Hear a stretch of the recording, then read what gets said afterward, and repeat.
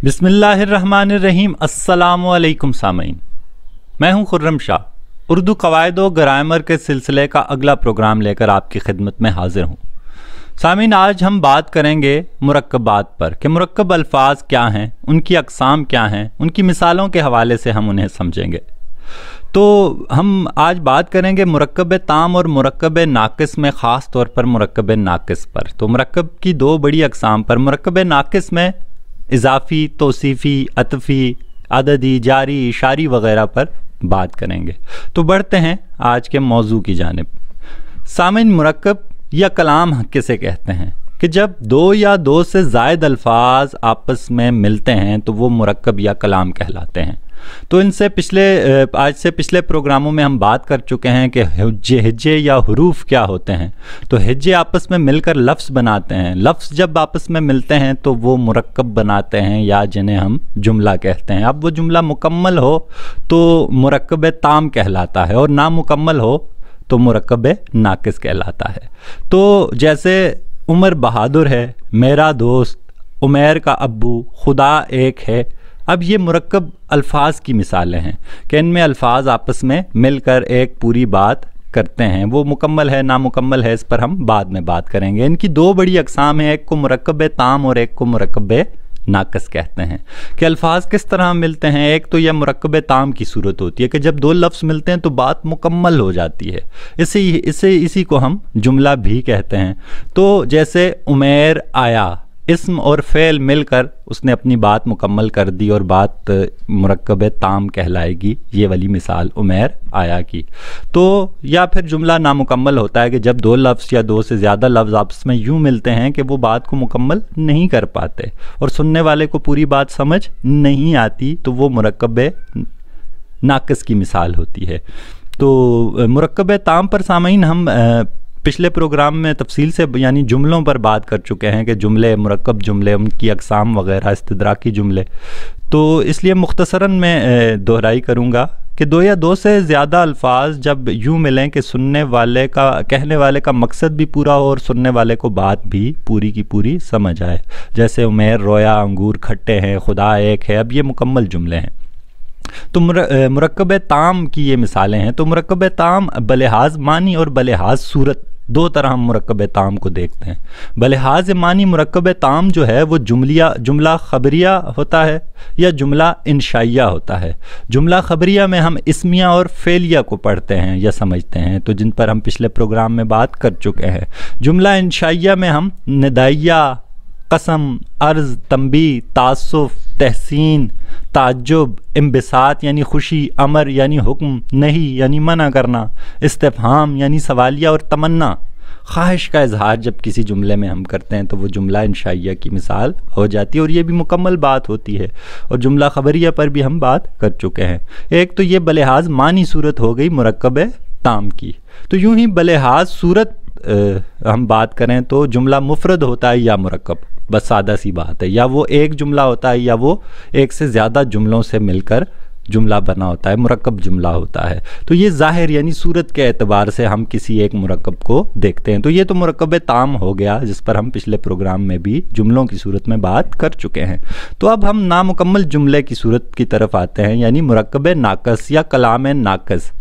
तो जब दो या दो से ज़्यादा अल्फाज यूँ आपस में मिलें कि कहने वाले का मकसद पूरा ना हो और सुनने वाले को बात पूरी समझ ना आए। मसलन हारिस की किताब।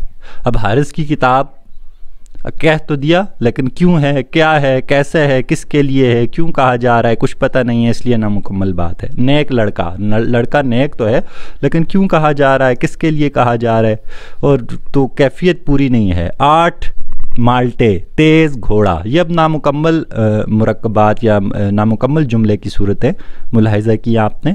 तो नामुकम्मल मुरक्कब जो है उसकी अक़साम कुछ हम देखते हैं। तो इसकी मुख्तलिफ़ अक़साम हैं, जैसे इज़ाफ़ी, तौसीफ़ी, अतफ़ी, अददी वग़ैरह हो गए। तो हम आगाज़ करेंगे इज़ाफ़ी से कि मुरक्कब इज़ाफ़ी किसे कहते हैं कि जो मज़ाफ़ और मज़ाफ़ अलैह हुरूफ़ इज़ाफ़त की मदद से मिलकर बनते हैं। मसलन आदिल की कुर्सी, शाहिद का कलम, बाग़ के अंगूर। तो मुरक्कब इज़ाफ़ी के जो मज़ाफ़ और मज़ाफ़ अलैह मिलकर حروف اضافت کون سے ہیں؟ کا، کے، کی، یہ 3 حروف اضافت کہلاتے ہیں۔ تو درمیان میں جب کا، کے، کی لگتا ہے، 2 الفاظ کی مدد سے مل کر بنتے ہیں، تو وہ کیا کہلاتے ہیں؟ وہ مرکب اضافی کی مثال کہلاتے ہیں۔ بعض اوقات مضاف الیہ یا اسموں کی جگہ مضاف الیہ، یعنی اب جیسے عادل کی کرسی، شاہد کا قلم میں عادل اور شاہد جو ہے وہ مضاف الیہ ہو گئے اس نسبت سے، مرکب اضافی میں آنے کی وجہ سے، اور کرسی اور قلم وغیرہ مضاف ہے، کا، کے، کی حروف اضافت ہیں۔ تو ان کی جگہ بعض اوقات جو شاہد اور باغ اور عادل کی مثالیں ہیں، تیرا، تو، تمہارا، میرا کی ضمیریں استعمال ہوتی ہیں۔ تو اس کے مطلب عادل کی کرسی کے بجائے ہم کہتے ہیں اس کی کرسی، شاہد کا قلم کے بجائے کہتے ہیں تمہارا قلم۔ تو یہ کیفیت بھی یعنی دیکھی جاتی ہے۔ تو یہ بھی کس کی مثال ہوگی؟ مرکب اضافی کی ہی مثال ہوگی۔ سامعین، فارسی اور عربی تراکیب کچھ مختلف بنتی ہیں اردو سے۔ ہم جانتے ہیں فارسی میں زیر لگا کر 2 الفاظ کو جوڑ دیا جاتا ہے، جبکہ عربی میں الف اور لام کے ذریعے 2 الفاظ کو جوڑ دیا جاتا ہے، جیسے علم الکلام۔ تو یہ صورت بھی مد نظر رکھیے کہ فارسی اور عربی کے مرکب حروف ہم اردو میں استعمال چونکہ کرتے ہیں۔ مضاف علیہ ان میں بعد میں آتا ہے اور مضاف پہلے آتا ہے کہ حاکم وقت مشعل راہ حزب اللہ۔ اب یہ جو حاکم وقت اور مشعل راہ ہے، یہ 2 فارسی کی مثالیں ہیں کہ وقت کا حاکم، جب اس کو اردو میں ہم کنورٹ کریں گے، تبدیل کریں گے، مشعل راہ کا چراغ یا راہ کی مشعل۔ تو کا، کے، کی اردو میں جب ہم اس کو بدلیں گے تو یوں اس کا ترجمہ ہوگا، الٹا ہم اس کو کھولتے ہوتے ہیں عربی اور فارسی کی۔ حزب اللہ، اللہ کی فوج، علم الکلام، کلام کا علم، رسول اللہ، اللہ کا رسول۔ تو یہ صورت عربی میں اور فارسی میں مرکب اضافی اس طرح بنتے ہیں۔ تو یہ چیزیں جب ہمارے ذہن میں ہوں گی تو ہم مرکب اضافی کو بڑی اچھی طرح سمجھ سکیں گے اور اسے پیش بھی کر سکیں گے۔ تو سامعین، مرکب ناقص کی باقی مثالیں بھی ہیں اور بہت سادہ، بالکل آسان سی ہیں، بس ہم نے ان کی طرف توجہ کرنی ہے صرف۔ جیسے دوسری ایک صورت ہے مرکب توصیفی، کہ 2 الفاظ جب یوں ملیں کہ اس میں کوئی صفت بیان ہو، کوئی تعریف، کوئی خوبی خامی بیان ہو رہی ہو، کہ ایسے مرکب جو اسم، صفت اور موصوف سے مل کر بنتے ہیں۔ موصوف جس کی صفت بیان کی جا رہی ہوتی ہے، ٹھیک ہے، تو صفت اور اسم سے مل کر بنتے ہیں۔ مثلا نیلا رومال، اب نیلا اس کی صفت ہے، رومال موصوف ہے جس کے بارے میں کہا جا رہا ہے۔ تو اس کی مزید مثالیں دیکھیں، کالی رات، نیک عورت۔ اب ان میں نیلی، کالی، نیک صفت ہیں، جبکہ رومال، رات اور عورت موصوف ہیں۔ تو یوں جب 2 آپس میں الفاظ مل کر بنے کہ ایک دوسرے کی تعریف کر رہا ہو، ایک لفظ دوسرے کی تعریف میں ہو، اس کی بتا رہا ہو کہ یہ نیلا رنگ ہے، وہ کوئی اس کی خوبی ہے، وہ کوئی اس کی خامی ہے، کہ برا لڑکا، تو اب یہ صفت آ جائے گی۔ 2 الفاظ مل کر ایک مرکب بنا رہے ہیں اور ایک لفظ دوسرے لفظ کی، دوسرے اسم کی خوبی بیان کر رہا ہے یا خامی بیان کر رہا ہے، تو اسے ہم مرکب توصیفی کہتے ہیں۔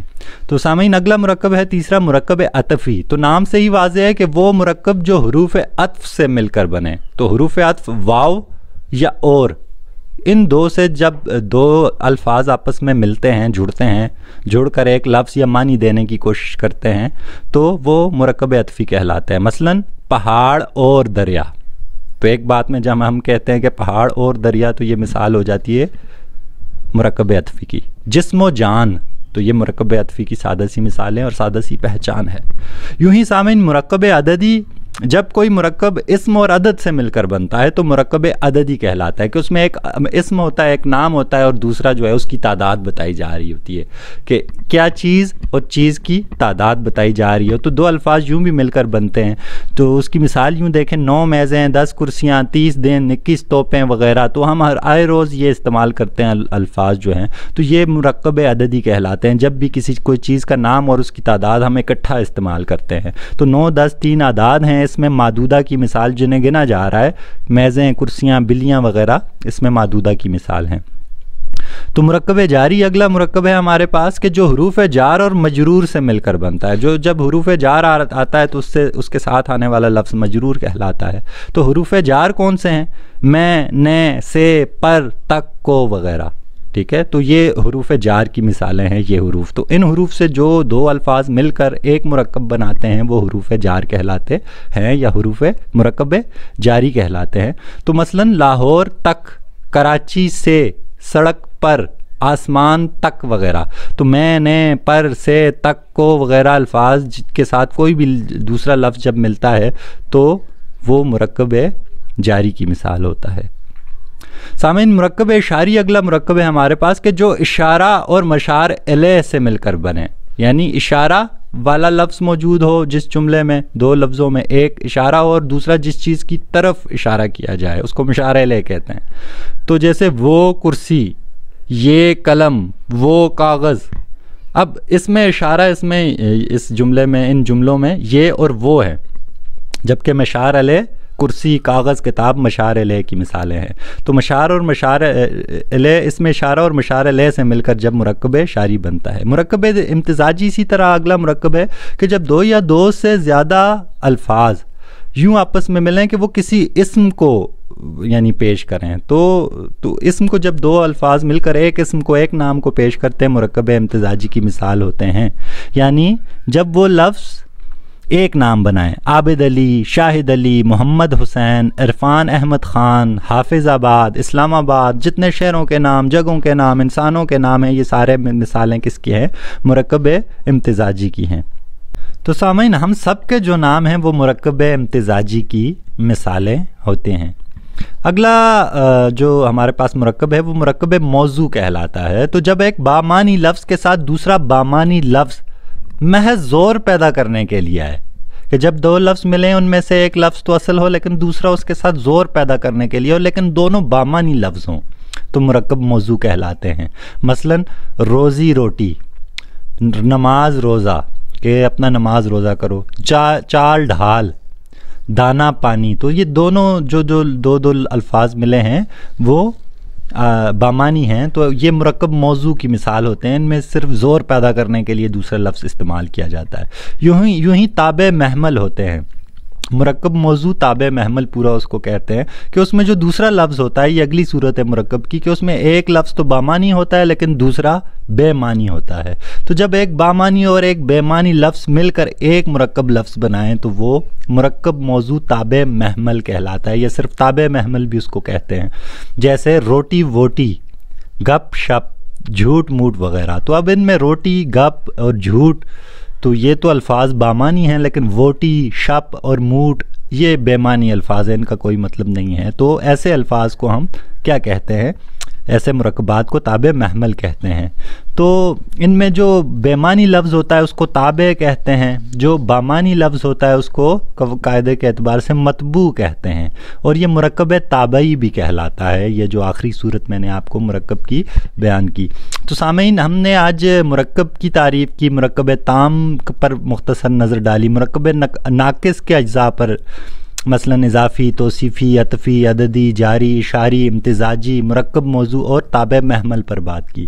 تو مجھے امید ہے کہ اب ہم ایک جملے کی ساخت کو احسن طریقے سے ہم سمجھ پا رہے ہیں۔ تو اگلے پروگرام میں ہم اس سے آگے بڑھنے کی کوشش کریں گے۔ ہم روزمرہ، محاورہ، ضرب المثل اور دیگر رموز اوقاف اور علم بدیع وغیرہ کی چیزوں کی طرف بڑھیں گے۔ تو اپنا خیال رکھیے گا، بہت بہت اللہ حافظ۔